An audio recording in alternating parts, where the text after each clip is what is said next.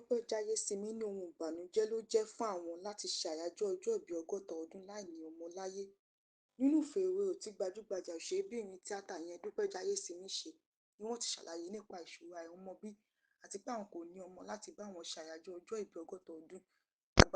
Àgbà òṣèré náà ní àwọn ti lóyún nígbà kan rí ṣùgbọ́n tí kò mú èso jáde.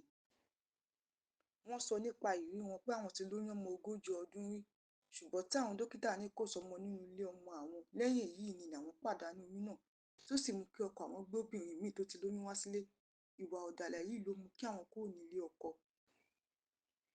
Màmá náà fi kún ọ̀rọ̀ wọn pé àwọn pòǹgbẹ láti dọlọ́mọ láyé tí àwọn sì ti gbìyànjú gbogbo ìmọ̀ sáyẹ́ǹsì ìyẹn IVF tí gbogbo ẹ̀ já sí pàbó.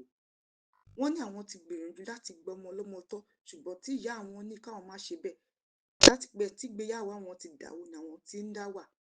Gbajúgbajà òṣèrébìnrin tíátà ni wọ́n jẹ́ tí wọ́n sì jóṣèré tí wọ́n mú eré ìtàgé àti eré àgbéléwò ṣe tí wọ́n sì ti ṣe ọ̀pọ̀lọpọ̀ eré. Wọ́n tẹ̀síwájú náà ọ̀rọ̀ wọn pé pẹ̀lú gbogbo ìṣòro táwọn là kọjá àwọn sì ní ìgbàgbọ́ pé táwọn bá ṣì wà láyé àwọn máa dọlọ́mọ láyé.